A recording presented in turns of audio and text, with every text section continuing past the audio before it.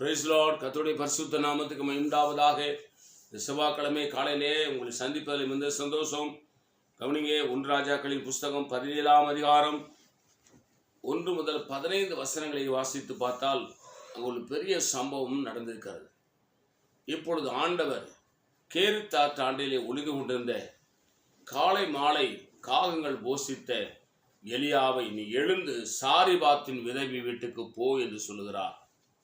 இப்ப சாரிபாத்து விதவை விறகு பொறிக் கொண்டிருக்கிறார்.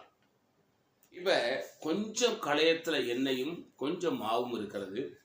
அதை சாப்பிட்டு தானும் தன் பிள்ளையும் செத்து போய்விடலாம், தேசம் முழுவதும் பஞ்சம் வந்துருச்சு என்று சொல்லி சாகிறதற்கு விறகு பொறிக் கொண்டிருக்கிறார்.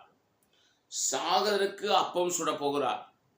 இப்ப எலியா தீர்க்கதரிசியானவர் அவளை பார்த்து, இங்க வா, எனக்கு கொஞ்சம் குடிக்கிறதுக்கு தண்ணி கொண்டு வா என்று சொல்லி அவள் தண்ணி மேலே போகும்போதே சொல்லுகிறான், நீ வரும்போது கொஞ்சம் அப்பமும் கொண்டு வா.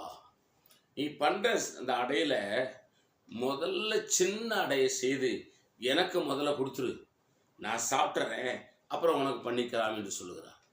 சாரிபாத்து அவள் என்ன செய்கிறாள், ஒரு அடையை சுட்டு அதை எலியா தீர்க்கதரிசியிடத்திலே கொண்டு வருகிறாள்.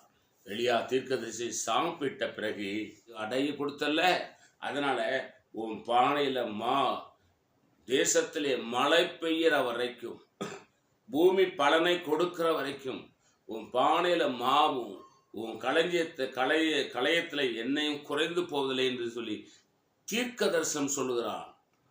அவள் போய் எலியாவின் சொற்படி செய்தால் அவளும் இவனும் அவள் வீட்டாரும் அநேக நாள் சாப்பிட்டார்கள். அல்லேலூயா. கவனிங்க, இங்கே தேவ மனுஷன் ஒரு ரகசியத்தை சொல்லுகிறான். முதலாவது அடையை என்னிட கொண்டு வா. கவனிங்க, முதலாவது தேவனுடைய ராஜ்யத்தினுடைய நீதியும் தேடுங்கள், கர்த்தரை கனம் பண்ணுங்க. உங்களுக்கு வருகிற எல்லா வருமானங்களையும் முதலாவது கர்த்தரை கனம் பண்ணுங்க. கர்த்தருடைய ஊழியத்தை கொடுங்க. உண்மையாய், உத்தமாய், நீதியாய், நேர்மையாய், சாட்சியாய், தெய்வ பயத்தோடு ஊழியம் செய்கிற ஊழியக்காரர்களுக்கு கொடுங்கள். நீங்கள் ஆசீர்வாதமாக இருப்பீர்கள். உங்கள் ஜீவகாலமெல்லாம் பஞ்சமோ பசியோ பட்டினியோ நிர்வாணமோ இருக்காது. ஒரு காலம் உங்கள் வீட்டில் அப்பமும் தண்ணீரும் குறைந்து போகாது. கர்த்தர் உங்களை ஆசீர்வதிப்பார். நான் உங்களுக்காக செபிக்கிறேன். பரிசுத்த பிதாவே, நீர் எங்களோடு பேசுகிற நல்ல வார்த்தைகளுக்காக ஸ்தோத்திரம். இந்த வார்த்தையின்படி எங்களை ஆசீர்வதி. இயேசு நாமத்தில் வேண்டிக் கொள்கிறோம் பிதாவே, ஆமேன். God bless you. கர்த்தர் உங்களை ஆசீர்வதிப்பாராக.